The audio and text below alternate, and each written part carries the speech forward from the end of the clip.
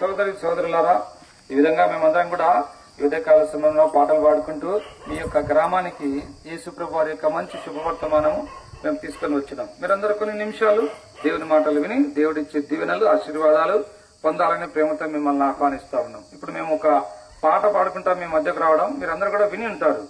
ఆ పాట అర్థం ఏంటంటే, యేసు ప్రభు మన పాపాలు క్షమించేటటువంటి దేవుడు, యేసు ప్రభు మన పాపముల కొరకు ఈ లోకానికి దిగి వచ్చినాడనే పాట మీ మధ్యకు మేము పాడుకుంటా వచ్చినాం. యేసుని చెంతకు ఆశతో రమ్మిలా దోషములు బాపున్నాయనే పాట పాడుకుంటా వచ్చినాం. అవునండి, యేసు ప్రభు ఒక్కడే మానవుని యొక్క పాపాలు క్షమించగలడు. ఎందుకు ఆయన ఒక్కడే పాపాలు క్షమించగలడు అని మీరు అనుకుంటున్నారా? యేసు ప్రభులో ఏ పాపం లేదండి. పరిశుద్ధాత్మ ద్వారా ఈ లోకంలో జన్మించినాడు. ఇంకా మనం చూస్తే మానవులమే మనం అందరం కూడా పాపాత్ములమని దేవుని వాక్యం సెలవిస్తా ఉంది. ఏ భేదం లేదు, అందరూ కూడా పాపం చేసి దేవుడు అనుగ్రహించి మహిమను పొందలేకపోతా ఉన్నారు. ఈ లోకంలో జన్మించిన ప్రతి మానవుడు పాపని దేవుని వాక్యం సెలవిస్తా ఉంది. ఈ పాప హృదయంతో మనం దేవుని చూడలేం. ఈ పాప హృదయంతో మనం స్వర్గంలో ప్రవేశించలేం. ఈ పాప హృదయంతో మనం నెమ్మదిగా జీవించలేం. కనుక మానవుని పాపం తీసివేయడానికి యేసు ప్రభు లోక రక్షకుడుగా ఈ లోకానికి అనుగ్రహించినాడు. ఆయన దేవాది దేవుడు, సృష్టికర్త అయినటువంటి దేవుడు మానవాకారంలో ఈ లోకంలో జన్మించినాడు. ఈ లోకంలో పవిత్రంగా జీవించినాడు, పాపం లేకుండా జీవించినాడు. మానవులందరి పాపంలో యేసు ప్రభు శిలువ మీద మోసినాడు. మనందరి కొరకు యేసు ప్రభు శిలువలో ఒక యజ్ఞ పశువుగా యాగమైనాడండి. మనందరి కొరకు ఆయన శిలువలో పలు బాధలు పొందినాడు. మనందరి కొరకు ఆయన శిలువలో మరణించినాడు, సమాధి చేయబడినాడు, 3వ దినాన మరణం జయించి తిరిగి లేచినాడు, ఆ పరలోకానికి ఆరోహణుడైనాడు. ఈ యొక్క ఉదయకాల సమయంలో ప్రాంతంలో నివసిస్తున్న మిమ్మల్ని అందరినీ కూడా యేసు ప్రభు ఎంతగానో ప్రేమిస్తా ఉన్నాడు. ప్రవక్తిగా సోదరి సోదరుడా, ఎంతకాలం పాపంలో జీవిస్తావు?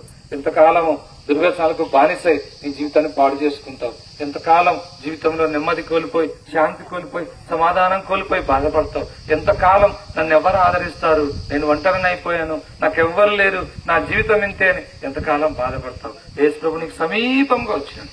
దేవుని మాటలు నీకు సమీపంగా వచ్చినాయి. అమ్మాయ్యా, నీ పాపం పోవాలంటే నువ్వు ఎక్కడికి వెళ్లాల్సిన అవసరం లేదు, ఏం చేయాల్సిన అవసరం లేదు. నువ్వెక్కడున్నావో అక్కడే ఇష్టపూర్వకంగా ప్రార్థన చేయి. యేసు ప్రభువా, నేను పాపిని, నన్ను క్షమించు దేవా, నీ రక్తంతో నా పాపం కడుగు నాయనా.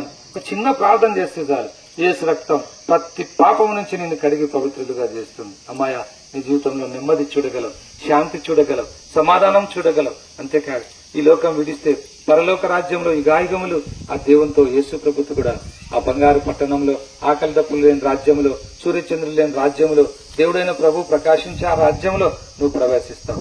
ఆ విధంగా కాక ఈ లోకంలో నిష్టానుసారంగా నువ్వు జీవిస్తే అమ్మాయ, నిత్య నరకం ఉంది, అగ్నిగుండం ఉంది, పాతాళం ఉంది.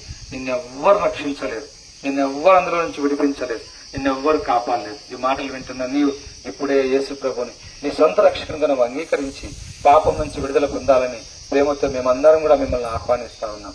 ఏ సోదరి సోదరుడా, దేవుని వాక్యం చెప్తా ఉంది, కాలం సంపూర్ణమైనది, దేవుని రాజ్యము సమీపించినది, మారు మనసు పొంది రక్షణ స్వార్థం నమ్ముడు. కాలం సంపూర్ణమైంది, దేవుడు త్వరగా రాబోతా ఉన్నాడు. అమ్మాయ, వాయిదా వేదు, నీ పాపములు విజయమై పశ్చాత్తాపడి యేసు ప్రభు చెందుతున్నా. ప్రభునేసందు విశ్వాసం ఉంచు, నీ జీవితంలో వెలుగు, శాంతి, సమాధానం నువ్వు చూడగలవు. ప్రభునేసందు విశ్వాసం ఉంచు, నీ జీవితంలో రక్షణ, పాప క్షమాపణ, విడుదల, విమోచన నువ్వు చూడగలవు. ప్రభునేసందు విశ్వాసం ఉంచు, అప్పుడు మీరు మీ ఇంటి వారు గొప్ప ఆత్మరక్షణ, పాప క్షమాపణ, పరలోక రాజ్యం మీరు పొందగలరు. యేసు ప్రభుల వారి గురించి మీకు ఇంకా ఎక్కువ తెలుసుకోవాలనే ఆశ మీ హృదయంలో ఉంటే ఇక్కడే నందలూరులో జెండామాన్ వీధిలో పెనియలు ప్రార్థనా మందిరం ఉంది. ఇక్కడ దైవ సేవకులు ఉంటారు, పెద్దలు ఉంటారు. రండి, అక్కడ మీ కొరకు ప్రార్థన చేస్తారు. దేవుని వాక్యం వినండి. ఇప్పుడు మీ అందరి కొరకు మేము ప్రార్థన చేస్తాం. మీరందరూ కూడా మా ప్రార్థనలో ఏకీభవించవలసిందిగా మనవి చేసుకుంటాం.